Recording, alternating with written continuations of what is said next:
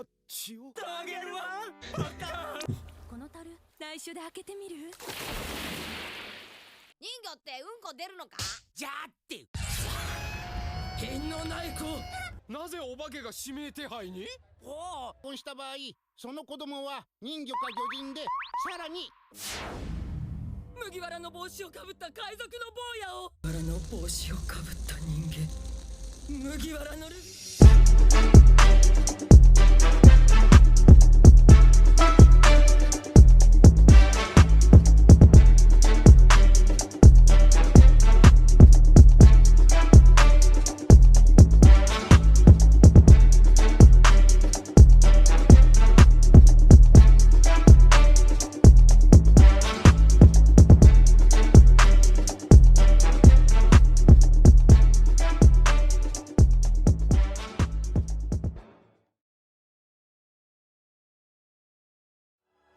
Salut la team, wesh, comment ça va? Bienvenue aujourd'hui pour un petit live spécial parce qu'aujourd'hui on va faire deux choses. On va commencer par l'épisode de One Piece, on va regarder ensemble le dernier épisode et ensuite on enchaînera avec ceci la team.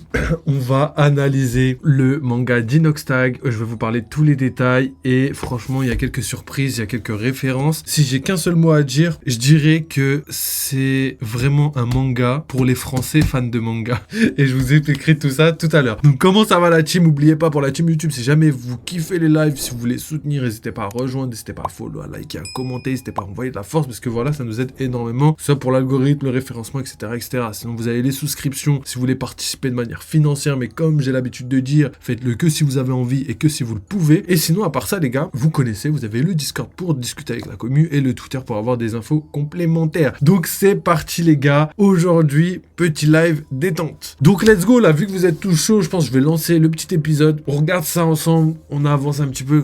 Allez hop, c'est parti les gars.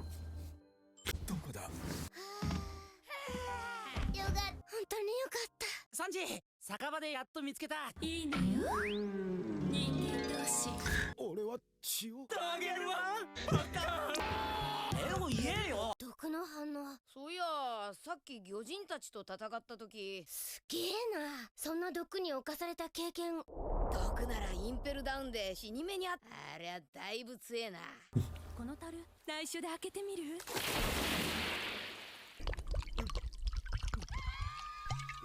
こいつらこのざま。カフェの店長、なんだブロンド。あのお部屋にはしばらく入らないで。これなんだ？綺麗だな。占いに使う水晶玉だよ。未来なんて。人魚ってうんこ出るのか？じゃあって品のない子。お友達を島案内でもしておあげ。早くパッパクにハマグリを届けなきゃ。島に海賊がいっぱい来る。そしたらフォードの戦争も白ひげの死も全て言い当ててるの。ブルックチまた来てね。よ人魚はダメだが、魚人たちは肉も魚も食らう。あれあれ、なぜお化けが指名手配に？おお、海底の盗賊みてえな海賊だ。そんな状況をしたやつの行動にネプチューン王が怒っ軍隊を引き連れて探し回っているんだけど、実在はしたようだが、バンダーデッケンはこの魚人島へたどり着き、おめえたちのあったって船は乗ってんのはその子孫。魚人が父親で、その子供が人魚と魚人だ。婚した場合、その子供は人魚か魚人で、さらにあれはお菓子工場だ。魚人島は今あの海賊機に守られてんのさ。でも白ひげのおっさんの代わりに守ってくれてんのならいいや。シャンクスと同じ4校。そんなに取り乱して。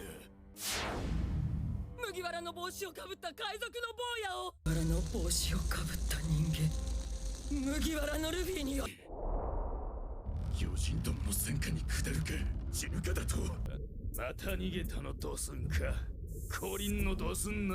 またそんなに一気に飲んでよ、強薬を。こ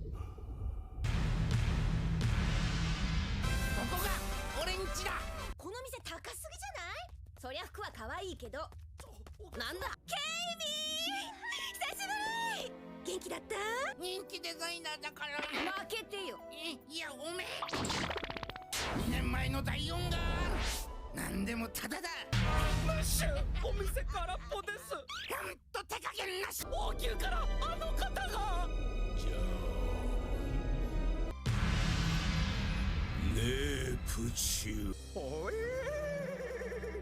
クジラかわいい。お主らを竜宮城へ招待するんじゃもん。竜宮城。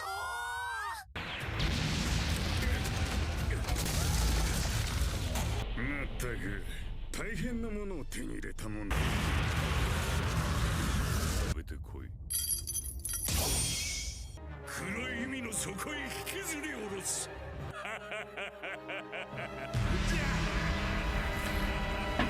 Là, je vais mettre le petit teaser du prochain épisode. Et puis, let's go. 人魚姫さんに会うのも楽しみです。よほほ。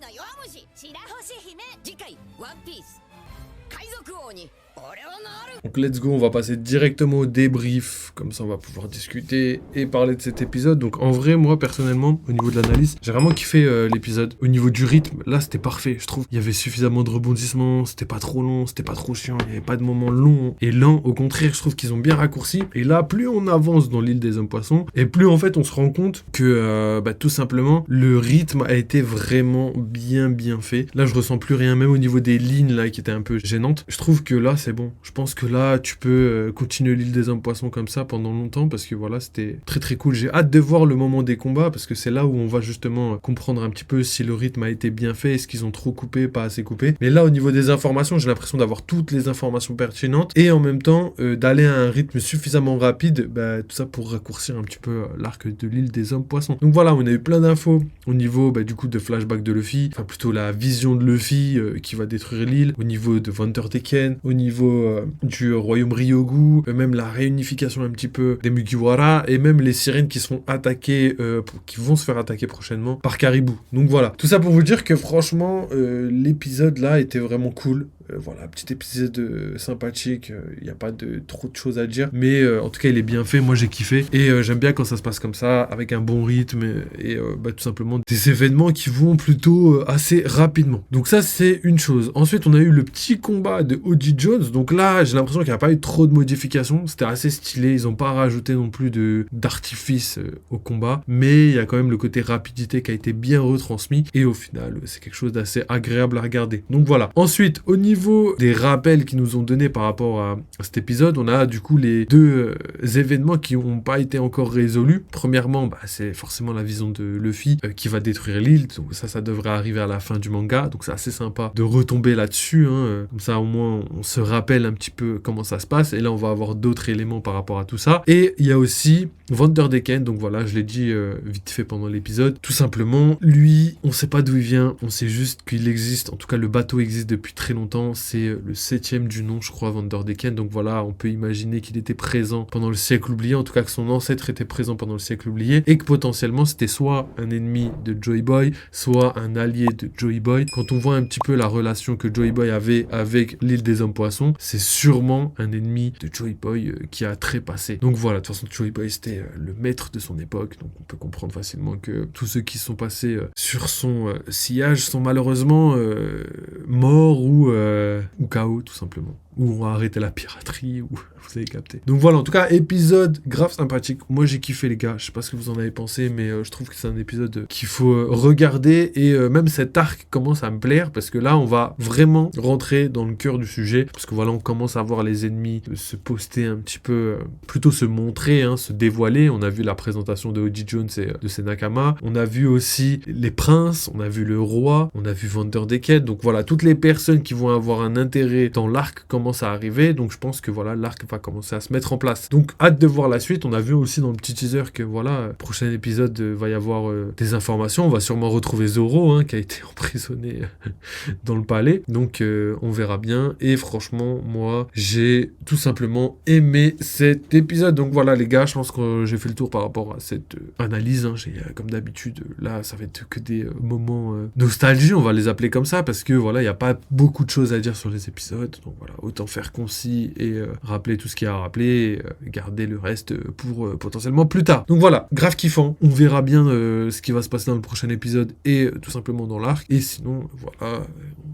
Pour la fin, comme d'habitude, les gars, n'hésitez pas à rejoindre la team, surtout pour la team YouTube, n'hésitez pas à envoyer de la force. Et dans tous les cas, vous avez tous les réseaux pour avoir énormément de choses, que ce soit Twitter, Discord, Twitch, YouTube, vous avez même les souscriptions si vous voulez participer de manière financière, faites-le que si vous avez envie et que si vous le voulez. Et sinon, vous avez quoi? Vous avez plein de contenu, énormément de contenu, que ce soit sur du manga, sur des jeux vidéo, sur plein de choses. N'hésitez pas à aller regarder un petit peu les gars, parce que voilà, ça taffe un petit peu. On essaie de proposer du contenu de qualité. Donc merci à vous, n'oubliez pas, vive les jeux vidéo, vive One Piece pour la team YouTube, et on se retrouve très très vite.